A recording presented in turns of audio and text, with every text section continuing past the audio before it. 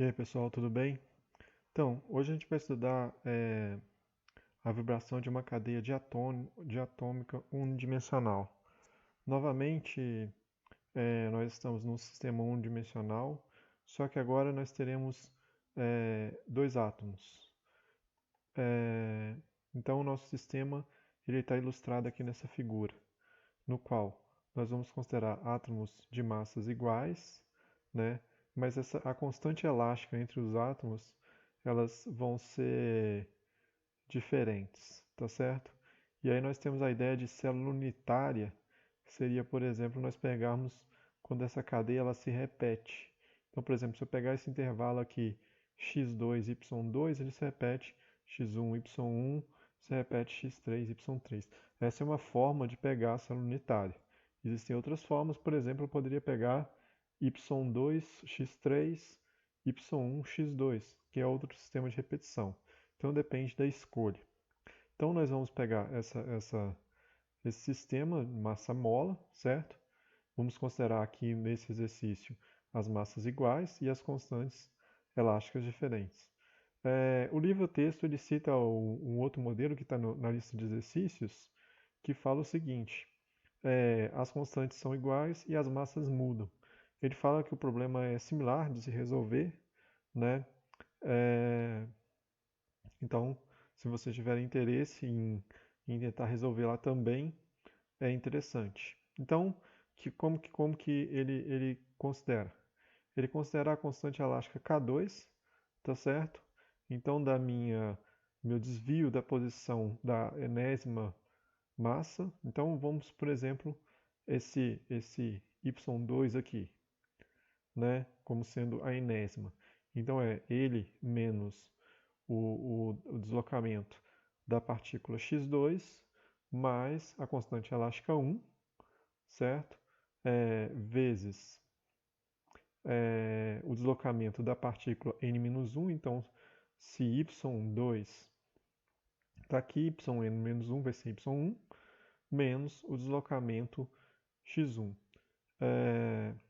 Agora, ele pega a força nessa partícula, a força devido ao deslocamento dessa partícula yn, certo? Da mesma forma como a anterior. Então nós temos um sistema de duas equações, uma equação para a força, né, massa vezes aceleração da partícula x e outra da partícula y. Então nós temos uma cadeia diatômica, cada uma das partículas dos átomos representados como x e y. Então a gente vai usar como no modelo monoatômico um ansatz, né, que descreve os modos normais como ondas. Então aqui estão os dois ansatz que a gente vai utilizar. Vamos aplicar esses ansatz aqui na equação 1 e 2. Fazendo essa aplicação, nós temos a equação 5 e 6, certo? Depois, por favor, confiram se isso aqui está certo nas anotações de vocês. E aí, se a gente simplificar, nós partimos para as equações 7 e 8. Esse sistema de equações a gente pode colocar na forma de autovalores, né?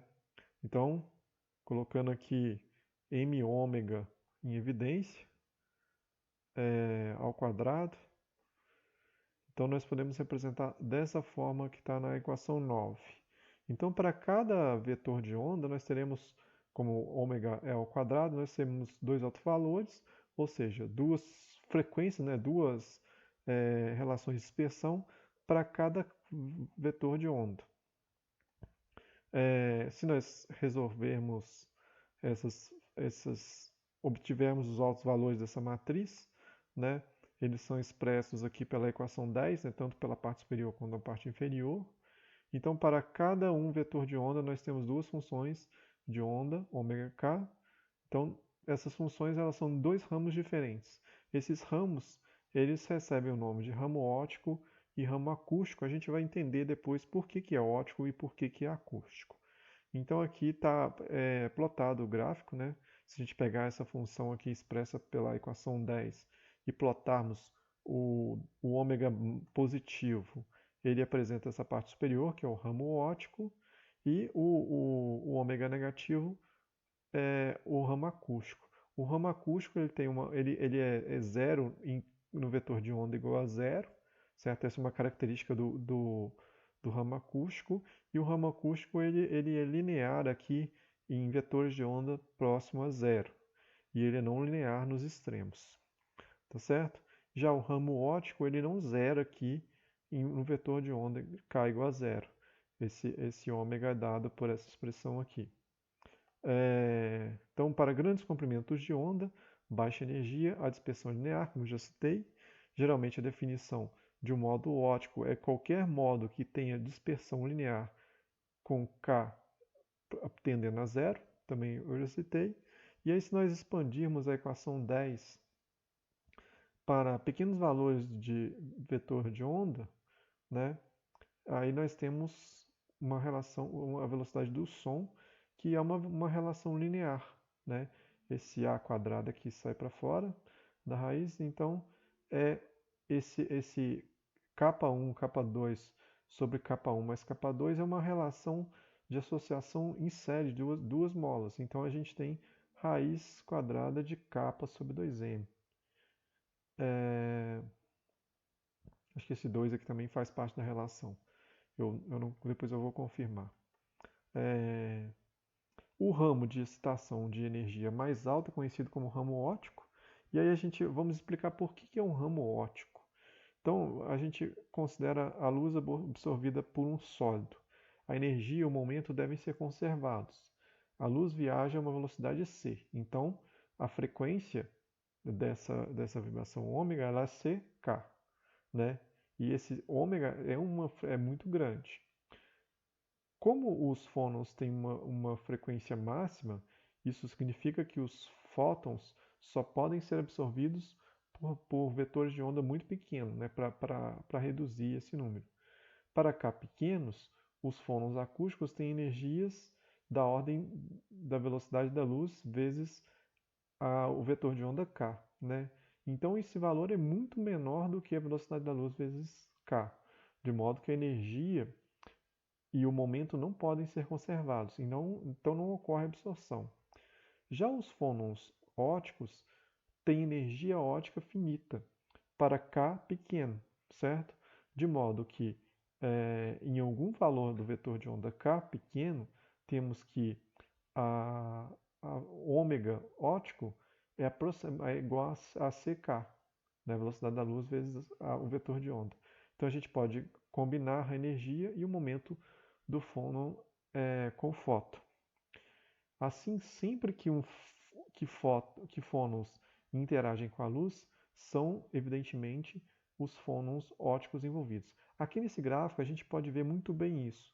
Por exemplo, para pequenos valores de K, aqui próximo de zero, se eu traço uma reta aqui, com uma reta CK, né, velocidade da luz vezes o vetor de onda, ela é quase que perpendicular aqui, tá certo? Então, então essa reta ela não cruza com a curva do fônon acústico, mas lá no alto, no fônon óptico, ela cruza com o fônon óptico com valores diferentes de zero. Então eu tenho uma absorção aqui do fônon óptico. Então esse é o motivo do fônon óptico receber esse nome. Já o fônon acústico ele pode ser excitado por ondas sonoras, né? Ondas acústicas. Se a gente examinar um pouquinho melhor a equação 12, não, desculpa, não é a equação 12, mas a equação 9, para valores de vetores de onda tendendo a zero, nós temos a equação 12, certo?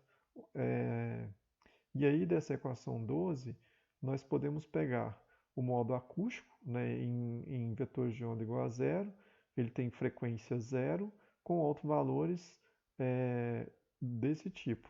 O que quer dizer isso? Todas as oscilações, no modo acústico, elas ocorrem numa única direção, né? Que nós temos aqui representado por essas setas. Então, todos os átomos estão oscilando numa única direção E à medida que vai se afastando dessa região de oscilação, essa amplitude de oscilação vai diminuindo. Já o fono ótico,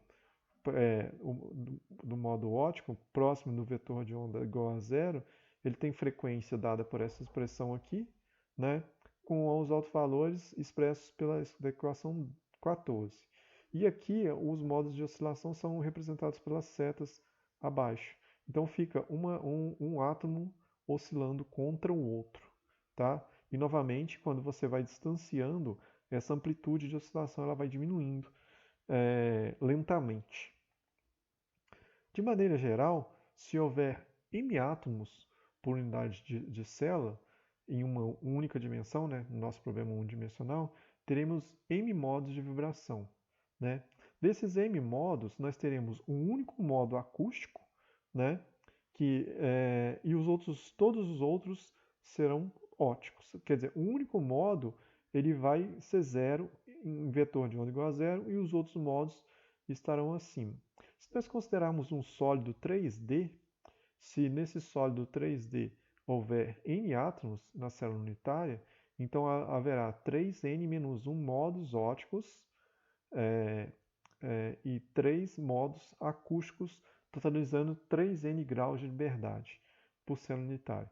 Aqui, quando fala esses graus, esses fônons, né, no caso os fônons acústicos, nós teremos vibrações longitudinais, transversais, e a mesma coisa para os óticos. Nós apresentamos a representação dos fônons aqui por esse gráfico, tá certo? Essa é uma forma de se representar os fônons. Essa forma ela recebe o nome de zona reduzida, esquema de zona reduzida. Outra forma de apresentar as mesmas dispersões é através do esquema de zona estendida. Né? O esquema de zona reduzida nós representamos apenas na primeira zona de Brillouin. Na zona estendida, nós colocamos o fono acústico na primeira zona de Brillouin e o fono ótico numa sequência de vetor de onda na segunda zona de Brillouin. Tá certo? Uma coisa interessante de se observar é o seguinte: aqui nós consideramos a constante elástica das molas diferentes. A constante elástica da mola de uma K1, né, K1, desculpa, metade da constante de mola K2. Quando nós aproximamos esses valores das constantes de mola, né, nós estamos retornando para o sistema unidimensional. O que acontece?